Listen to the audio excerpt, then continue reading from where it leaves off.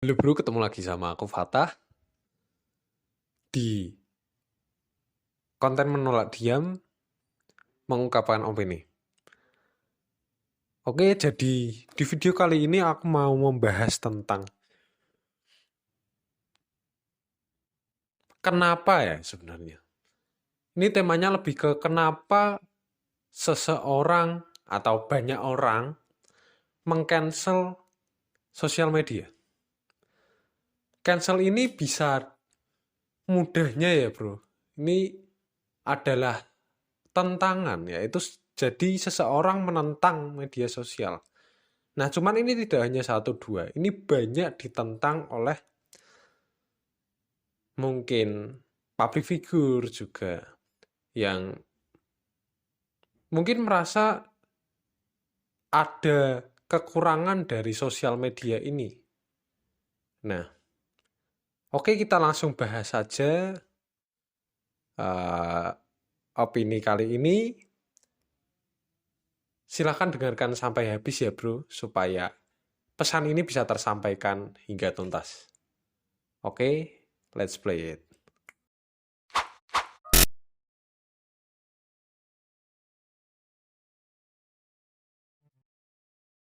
Oke, jadi di zaman sekarang itu kan kita nggak asing ya yang namanya sosial media ya. Mungkin kalau yang kamu tahu ya bro ya, mungkin bisa dari Instagram, lalu WhatsApp termasuk nggak ya? Eh, Twitter, lalu TikTok, YouTube kayaknya sekarang juga yang short ini sudah termasuk sosial media karena random dan tempat berbagi untuk orang yang bahkan asing buat kita. Kita nggak pernah tahu, kita nggak pernah kenal orang tersebut, tapi kita bisa berkomunikasi. Inilah suatu kecanggihan dari yang namanya perkembangan teknologi ya bro. Umumnya di media sosial. Nah, lalu kenapa kok banyak cancel atau banyak tentangan? Padahal kan sebenarnya perkembangan teknologi itu merupakan suatu hal yang baik atau yang positif gitu kan untuk sebuah peradaban. Nah, tapi ternyata ketika kita terlalu berlebihan dalam menilai sesuatu atau menggunakan sesuatu juga, itu ternyata terdapat berbagai macam nilai negatifnya, bro. Jadi, setiap hal itu pasti ada positif, ada negatifnya. Tergantung orangnya kan kembali lagi. Apapun itu tergantung orangnya ya. Tetapi di sini aku mau membahas tentang alasan dari banyak orang ya, termasuk public figure juga, ini yang mengangkat hal ini dan ini bisa menjadi suatu hal yang perlu kita perhatikan juga bro, perlu kita pertimbangkan supaya kita menjadi warga media sosial yang baik, warga media sosial yang terarah dan nggak mudah digiring sesuatu. Nah, oke, apakah itu bentar? Aku lupa.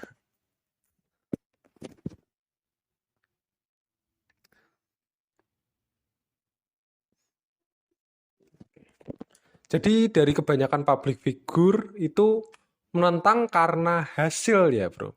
Hasil dari sosial media ini. Apa itu maksudnya? Jadi semua yang berlebihan itu nggak baik.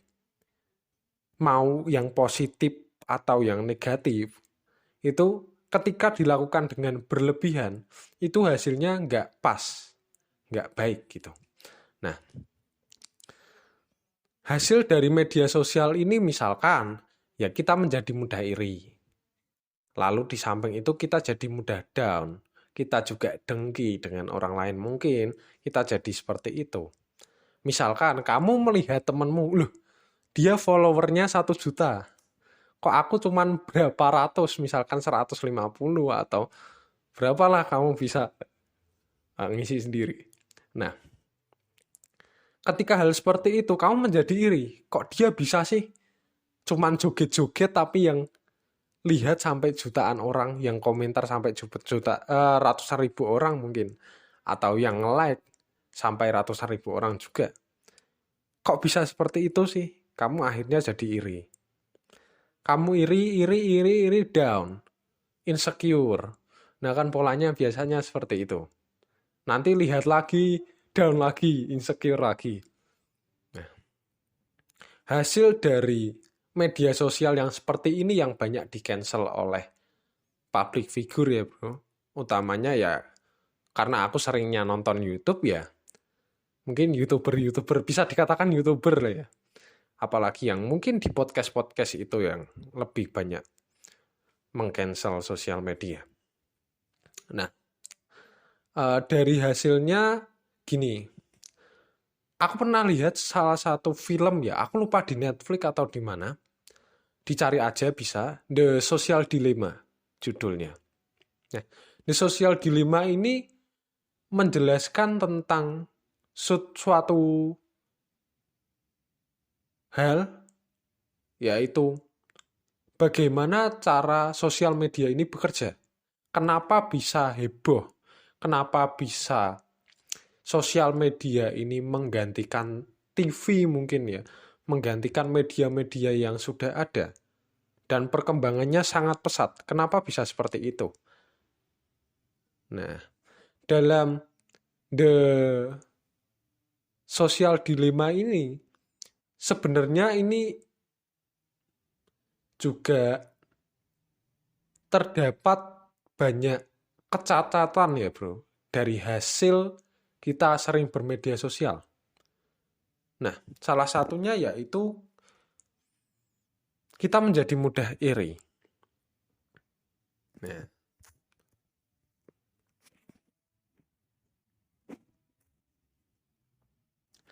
tapi sebelum membahas tentang iri, kita membahas yang ada di awal dulu. Di awal dari film The Social Dilemma, yaitu seseorang menjadi kecanduan. Memang tujuan utama daripada media sosial adalah membuat seseorang menjadi kecanduan. Kenapa? Karena dari kecanduan itu, media sosial bisa mendapatkan suatu engagement ya, mungkin bahasanya ya. Lalu, jadi media sosial atau aplikasi tersebut dilihat terus oleh orang. Digunakan terus. Lama-kelamaan media sosial ini akan besar. Ketika besar, dia lebih mudah untuk menerima yang namanya iklan. Dia kerjasama dengan perusahaan iklan. Nah, dari perusahaan iklan itu mereka dapat uang, dapat komisi lah, kerjasama. Lalu di samping itu, orang akan terus melihat itu terus. Jadinya media sosial tersebut atau aplikasi tersebut akan terus berada di atas. Nah, ini hal yang menjadi pro kontra ya bro. Karena jika tujuannya seperti itu, mau tidak mau kan ya, menghalalkan segala cara. Kan bisa seperti itu. Supaya semua orang, tujuannya mencakup semua orang ya, ini bisa menonton atau melihat atau menggunakan langsung secara terus-menerus media sosial tersebut. Nah, dari situ juga aku mendapatkan sesuatu bahwa dalam media sosial itu dikenal yang namanya psikografis. Nah, jadi tentang kebiasaan seseorang, lalu psikologi seseorang itu benar-benar dinilai. Apalagi ini bisa termasuk dalam dunia sosial juga ya. Jadi media sosial itu bisa tahu siapa saja sih teman-temanmu, apa yang kamu sukai, apa yang kamu ikuti. Nah, ini sebenarnya suatu perkembangan dari teknologi ya, bro. Jadi, apapun yang kamu isi, itu jejak digital itu pasti ada. Nggak hilang. Ya, Kalau kita bahas mungkin panjang ya, karena mungkin dari film The Social Dilemma ini ada sangkut pautnya dengan The Great Hack yang untuk Amerika waktu itu kampanye, dan ini mungkin ada sangkut pautnya dari Cambridge Analytica atau yang lain-lain lah mungkin. Tapi aku nggak mau bahas itu, aku mau bahas yang The Social Dilemma-nya dulu. Mungkin yang lain itu bisa di video lain ya, tapi it's okay lah. Nggak tahu kapan. Oke. Dari The Social Dilemma itu seperti itu, bro. Jadi, yang pertama, itu membuat kita menjadi kecanduan. Mau nggak mau. Misal ada notifikasi, dan notifikasi itu adalah suatu rancangan dari aplikasi tersebut.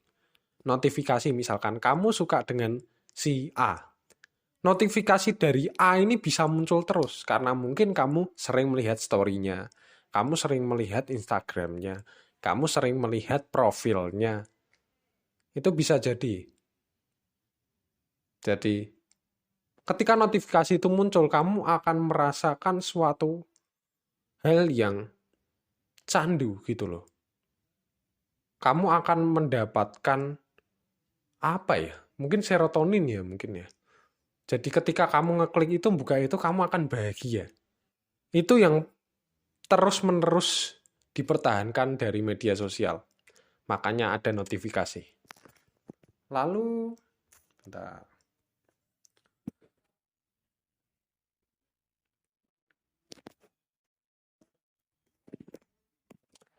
Yang kedua, seseorang jadi mudah untuk digiring.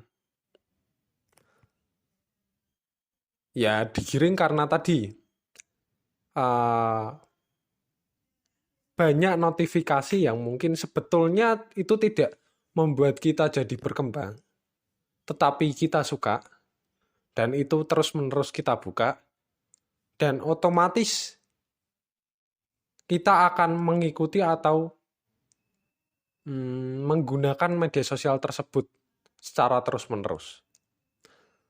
Ada lagi yang mudah digiring itu gini bro, utamanya seperti TikTok ya. Di dalam TikTok itu kan random banget. Kita nggak bisa memilih apa yang kita sukai. Ya mungkin bisa ketika kita mengikuti suatu akun tertentu ya, atau profil tertentu. Tetapi ketika kita scroll yang lain, bisa juga hal-hal yang random ini ikut, ya kan? Kita mau nggak mau harus menyaksikan hal tersebut. Mungkin agak berbeda dengan YouTube ya. Kalau YouTube kan bisa kita dari pencarian, lalu kita mencari atau kita mengikuti orang-orang yang kita suka, yang muncul di beranda rata-rata ya gitu. Jadi kita suka apa itu muncul di beranda itu. Makanya hati-hati kalau misalkan buka YouTube, kamu membuka sesuatu yang aneh-aneh, sekali aja nanti bisa jadi notifikasi atau di berandamu yang lainnya itu ada hal yang aneh itu. Mungkin teman-temannya ya. Nah, di TikTok itu sangat amat random ya bro. Apalagi media saat ini menyukai hal-hal yang viral. Kita bisa lihat contohnya aja lah.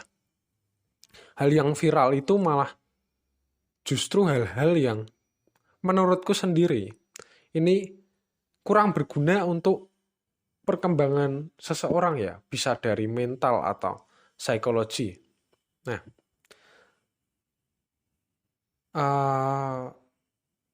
misalkan seperti ini, ada suatu orang yang melakukan kesalahan, misalkan dia selingkuh.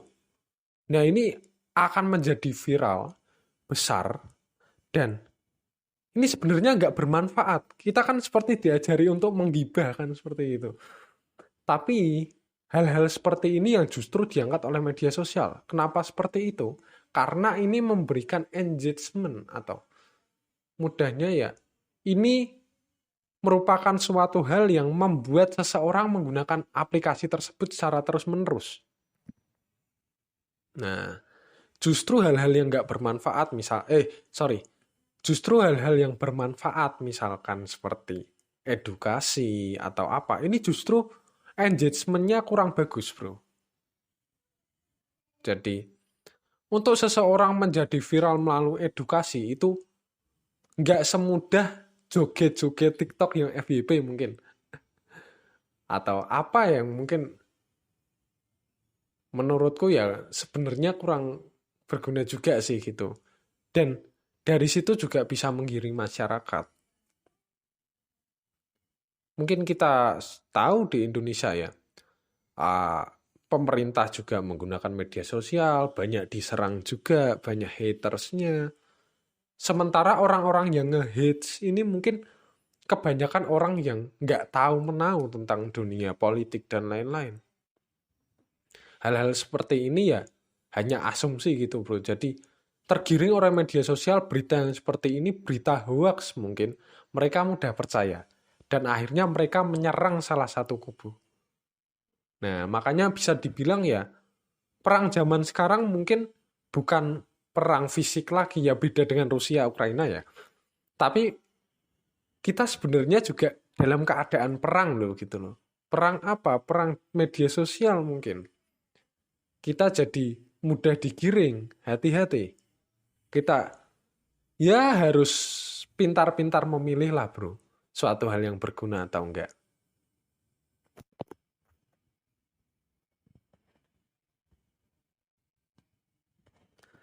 Lalu ada lagi ini ya, sebenarnya nggak termasuk dalam film dari dokumenter The Social Dilemma ini ya. Ini adalah iri. Jadi ketika kita melihat seseorang yang lebih tinggi derajatnya, menurut kita loh ya, lebih tinggi mungkin followernya lebih banyak atau lebih terlihat bahagia daripada kita menjadi seseorang yang iri. Dan apabila mungkin itu teman dekat kita ya, mungkin kamu bisa jadi orang yang dengki juga. Nah ini berbahaya ya bro. Jadi kita kan manusia ini diberikan kelebihan masing-masing kan ya. Sebenarnya kalau ngomong gini doang, itu banyak orang yang tahu. Mungkin banyak orang yang sering mendengarkan kata-kata ini. Cuman hanya dengar saja. Jadi sampai ke telinga saja. Nggak diproses oleh otak.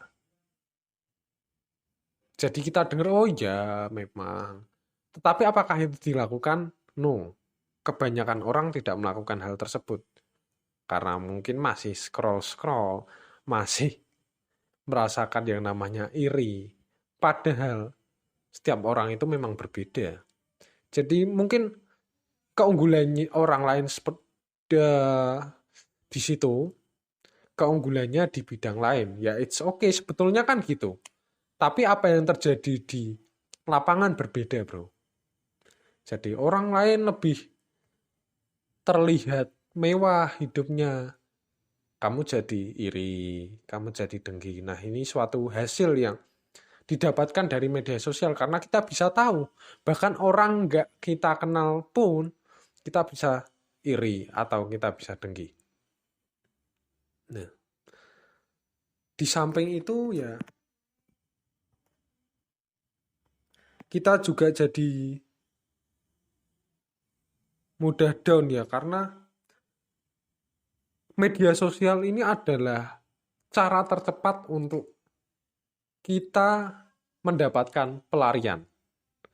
Jadi ketika misalkan kita sedang ada masalah, kita jadi tidak mencoba untuk menyelesaikan masalah tersebut. Justru kita menjadi seseorang yang mungkin bahasa kasarnya egois ya bro. Kita nggak peduli tentang masalah tersebut, nggak mau nyelesain, akhirnya pelariannya ke media sosial. Lalu kita nge-tweet yang mungkin misuh ya, bahasanya misuh ya. Misuh itu apa ya? Nah, pokoknya gitulah bro. Silahkan cari sendiri. Nah, kita meluapkan apa yang ada di dalam diri kita itu ke media sosial tersebut. Entah menyindir dengan sarkas atau satir ya. Jadi kita jadi mudah down.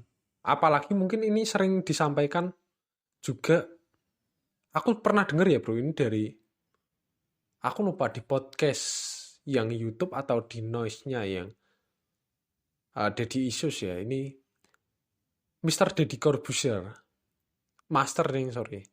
Nah, atau Om Deddy Corbuzier ini pernah membahas ini. Jadi media sosial adalah cara tercepat seseorang mendapatkan serotonin kalau nggak salah. Jadi hanya dengan kita pelarian ke sosial media, kita mendapatkan suatu kebahagiaan. Mungkin kamu bisa mencari hal-hal yang lucu-lucu atau gimana. Cuma ini jadi terlalu mudah. Saking mudahnya, itu kita jadi ketika ada masalah, kita merasa masalah itu sangat-sangat berat. Karena biasanya kita bahagia terus. Ketika ada masalah sedikit secuil mungkin, itu akan terasa sangat berat. Nah ini yang mungkin mendapatkan banyak cancel ya bro. Jadi dari hal-hal tersebut, seseorang jadi kurang dopaminnya. Dopamin itu kalau nggak salah loh ya, itu menurut Om Deddy adalah hal yang kita dapatkan atau hormon kebahagiaan yang kita dapatkan ketika kita menjalani sesuatu itu. Ya misalkan kamu menjalani hobimu, kamu mendapatkan dopamin. Kamu menjalani apa yang menurutmu passion di situ. That's dopamin. Nah,